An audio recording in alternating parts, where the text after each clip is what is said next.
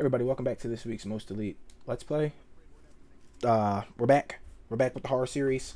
Uh, we're doing The Evil Within. And I know in the last Let's Play series I promised that we would finish Silent Hill. But this game is kind of like Silent Hill. It stars a protagonist searching for something, not necessarily his wife, but he's on a search for something in his life. He encounters a weird, strange world that exists outside of reality, but sort of grounded in reality. And he meets strange and interesting people also looking for something on the way.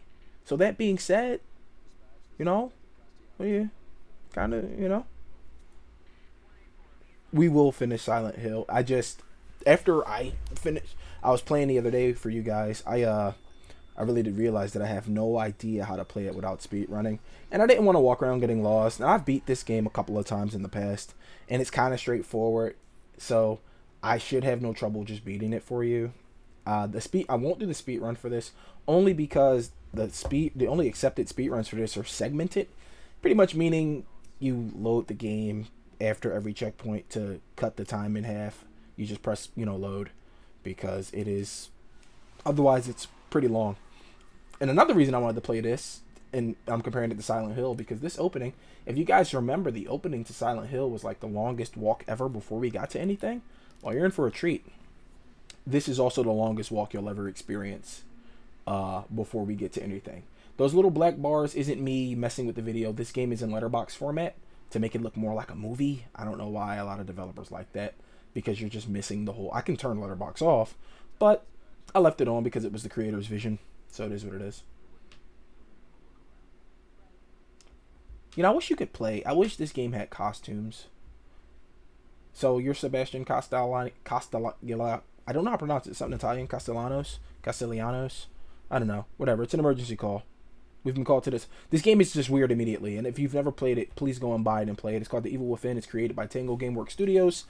A studio created and founded by Shinji Mikami. You may recognize his name as the creator of Resident Evil and creative director on 1 and 2. He also did 4. So, the guy knows what's up. This was his first game after splitting with Capcom. You know how that go. And this is sort of his thing, horror survival games. So he just made another one of those. And to his credit, 1 and 2, this game 1 and 2, fantastic. Maybe one day it'll make a 3. Unfortunately, Microsoft recently recently Microsoft acquired ZeniMax Studios, the people who own Tango, so now Microsoft owns Tango. So if there is another one, it'll be a Windows exclusive. For those of you who have Xboxes or PCs, you can play it. For those of you who don't, you cannot, if they ever make a third one. Or maybe Tango will do the unthinkable and leave, and leave the name Tango behind and keep the same people and start another studio. You know what I mean? Anyway, a lot of walking. Now, I played this through. I played all the way through to the second chapter before recording this, and I was debating, like, should I do this? It's so much walking.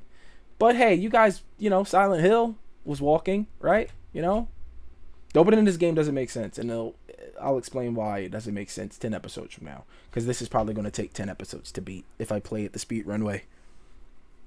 For now, let's enjoy these cutscenes. How you guys doing? How's everything going? Things are hard, huh? Hard for me. Tell you that. Oda's voice is Yuri Lowenthal. He's a super famous voice actor, and he's been in tons of stuff. I would list his credits, but we'd be here all night reading off his credits. He's done too much. He's done far too much. So there's no point in listing his credits. Famously, recently, he played Spider-Man in the 2018 Spider-Man game and in Spider-Man Miles Morales. So that's what some of you might know him as. This game doesn't make any sense. This opening doesn't make any sense. When you beat this game and realize what's happening right now, you'll be like, all right, this is impossible. It actually is, like the doctor says, it can't be real. It's impossible. The doctor's right, because this opening doesn't make any sense. So the prologue has a really cool song, like when you get out of the prologue right now. And I don't know if YouTube will strike this video if it's up, because it is copyrighted. So I'm going to skip that opening. The opening is very cool, but unfortunately I gotta skip it. This game, I mean, this is great for setting up tension, but if you want to play, this is tough stuff. I mean, my hand's not even on the keyboard or controller. I'm just, hey, look. All right, so this is filled with references. All of this is filled with references. This is a reference to Texas Chainsaw Massacre. The a whole bunch. Oh man, I was talking over it, but the opening scenes are filled with references to other games and movies. But this is clearly a Texas Chainsaw Massacre reference. You got the hooks, people on meat hooks, a guy butchering people. You wake up, you're scared. There's all these things hanging. This is definitely a Texas Chainsaw reference. Or I guess Texas Chainsaw just popularized this sort of scene, because I guess scenes like that existed before Texas Chainsaw Massacre. I guess. If anybody knows this, somebody look that up. When did the first sort of meat hook hanging scene happen in any sort of medium? Maybe it was a book first. Maybe it was in a book. So, yeah, you can't make this go any faster. You just have to do this. So, yeah, as you do it, he reaches for the knife. I'm not doing anything special for that. He's just doing it. And he does it on his own here. He cuts himself down. Man, what did you guys think of the Game Awards? Now that I've done the podcast on it, like, what did you guys think of that? I felt like Last of Us 2 swept the awards, which part of me knew it would, but I really didn't want it to. And I'm not one of those people who just hates Last of Us 2 on the internet. I genuinely think it could have been a lot better than what it was. As a sequel, it did everything it needed to do. It improved the gameplay. It was steps forward, which I am always a part of. It, sequels should always be going forward. But I'm in the camp that Last of Us 1 was perfect, and it never needed a sequel. It didn't need another game. It didn't need another game. Last of Us 1 was a perfect game. The ending was perfect. And I was willing to accept the HBO series because, a lot of stories, like two sort of does that, where with the flashbacks where they show that Joel and Ellie went through quite a lot between the events of 1 and 2. Sure. So 1, I was willing to accept that the HBO series. Like, all right, well, a lot of stories probably took place that we don't know about, and that's okay. But like a flat out sequel in the direction they took it, look, it's just a revenge story, I mean, how many times has that been done? It just felt uninspired to me. And it's 2 stories in one. One is a story of revenge, and the other is a story of redemption. Ellie goes for revenge. Abby is redeemed. So I don't know. It's cool, I guess, but it just didn't feel necessary. That's where I'm at. I don't really care about all the other hate. I don't give a fuck about none of that. That was all dumb internet shit. I just think 1 was perfect and it didn't need a sequel. That's my argument against The Last of Us 2 winning every award possible. It didn't need a sequel. But big ups to Neil Druckmann. Big ups to the team over at Naughty Dog. Unfortunately, they did reveal that it was tons of crunch and all this shit. And I just don't know if it's ethical to reward developers and studios who force their employees to work all these work weeks, because then it signals to them that it's okay to keep doing it, and it's not. And I know a lot of people are like, it's completely fine. I need you to look at it from your point of view. Let's say you work at like McDonald's, right, and you're scheduled from 8 to 5, but when you get there, they're like, all right, look, I know you've been here since 8 and it's 4:30, but 100 people just walked in. So you have to stay until 9 p.m. today. You will not be paid extra. You are salary. So those last 4 hours you're staying here, free money for us. That's profit in our pockets, upper management. That's how you have to think of it. And I know it's hard to think of a game studio as not a group of people. A game studio is a collection of people, just like you and me. So you got to think of it that way. And look, it is difficult. And I've ridiculed crunch before on this channel, and I made light of it, but secretly, I do think it's pretty fucked up. It's a fucked up practice to force people to work constantly because you want to meet an investor deadline or whatever the hell is going on. Dude, either change the way games are made, like drastically change them, and we, the consumers, have to deal with it, or there's something you got to do about that.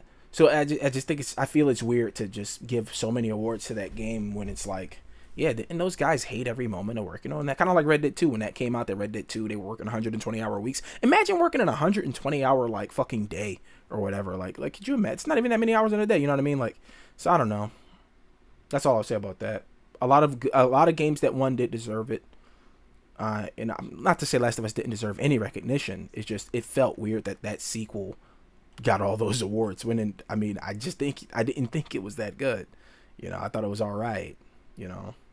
I mean, I played it, I beat it, you know, lived the story, and it's a story game. That's what it's for. But I don't know, it just felt weird to see it win so many awards. That's my like non-professional opinion on the Game Awards. It just felt strange to see it win that many awards. This opening is so long. I mean, we're just walking. This is W Key Simulator, the game. At least like later, it's fine. But also, pretty big epilepsy warning coming up.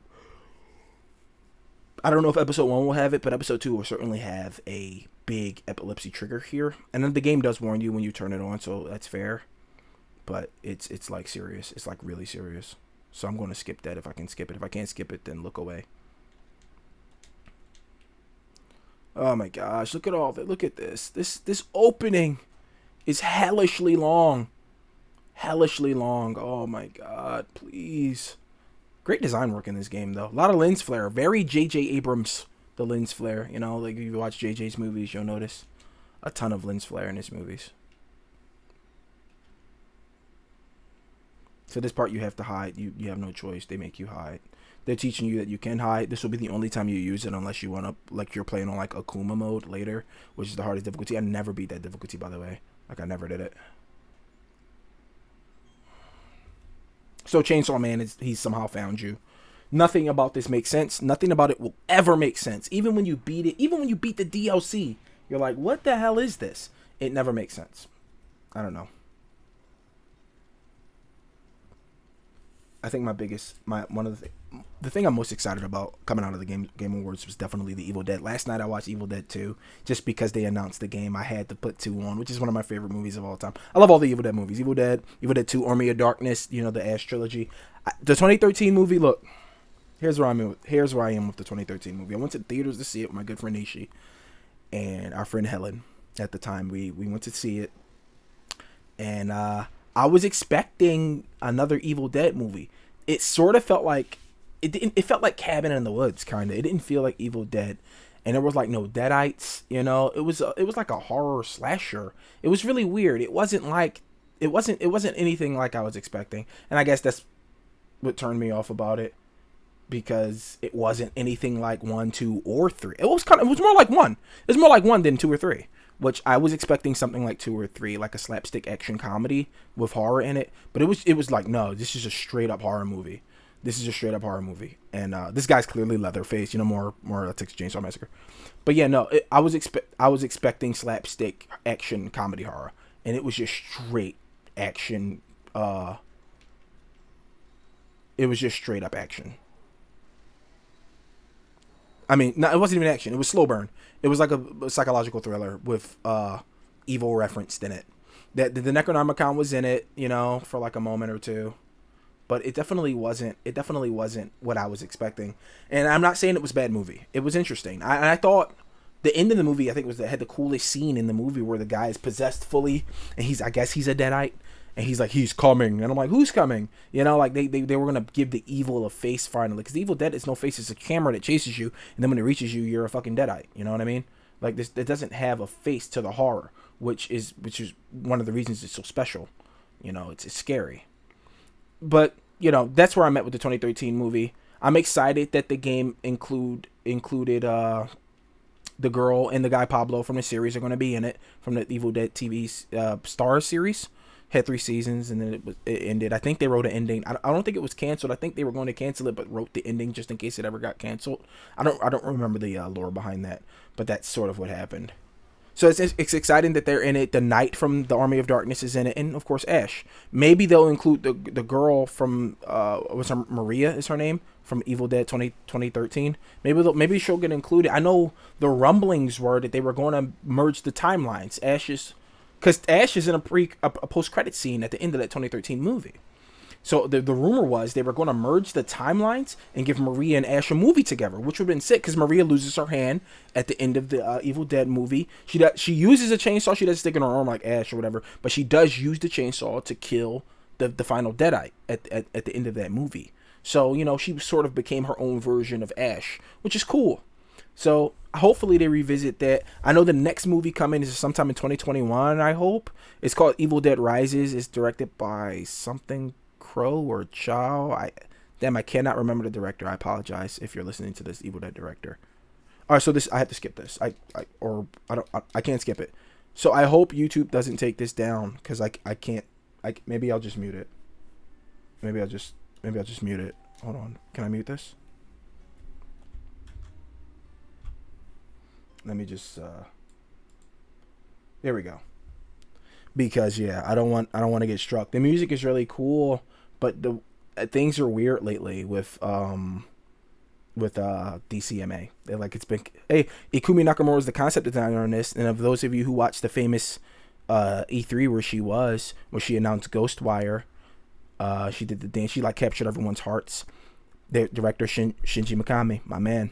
But yeah, no, I don't even think she works for Tango anymore. She works for a different company now. Like, she moved on to a different opportunity. On her Twitter, she had posted that.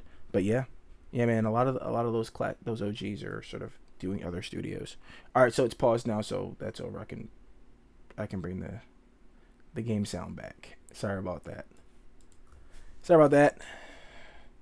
All right, here we are. Let's finish this episode strong. Let's get to chapter 2.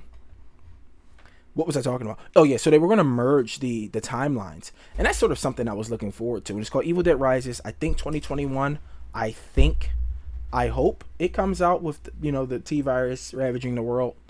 Things have changed. Filming has changed. Movies have changed. HBO announced that it's going to release all of its 2021 movies simultaneously in theaters and HBO Max. As a business standpoint, they want to do it to recoup money because theaters are pretty much dead in America, and all the directors hate this idea. Christopher Nolan is probably the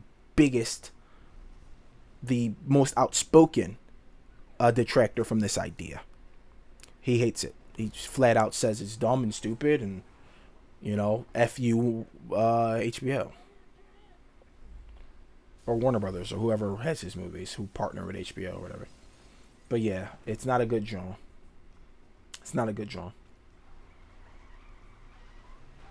Nothing about this makes sense. You enter the hospital on a call. Some guy stabs you. You wake up in a basement. Chainsaw guy. There's the guy who stabbed you. He turns into mist. He was like teleporting. You leave the hospital. The entire city is collapsed. Like, quite literally ripping apart at the seams. Makes no sense.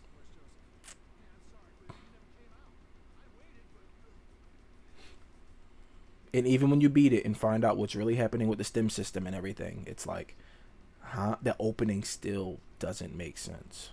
Oh, horribly rendered thing in the rear view. Warning, things are worse rendered than they appear. And then it looks perfect right here. So I don't know. Look at this. What's happening here? Why is this happening? I don't know. But I am super excited for Evil Dead. I'm super excited for Endless Dungeon. I really, really want to play that game. That looks so... I'm a big roguelike guy, so that game looks so fun to me, man. I don't know. Jesus Christ. See, look at the lens flare. You see that lens flare?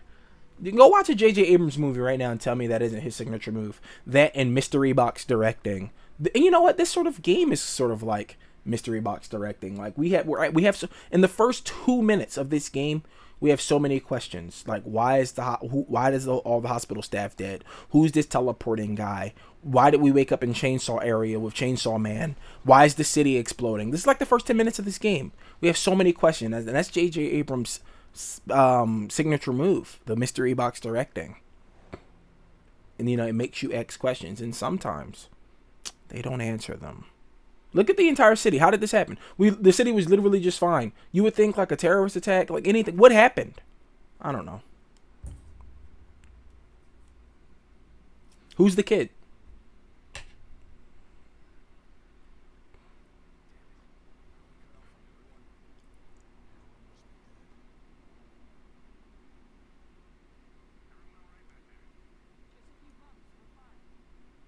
Crazy.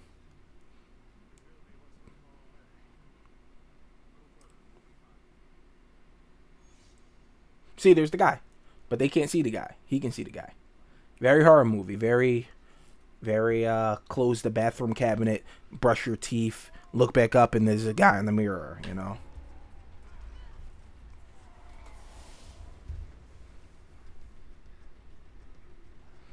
then suddenly he's like a zombie. Like, I'm like, what? Dude. So many questions. Literally, Man of Steel. I have so many questions. Like, that's what's happening right now. Whee! And then there's a cliff. You're in a forest. You were just in a metropolitan area, but now you are in a forest. How? Who knows?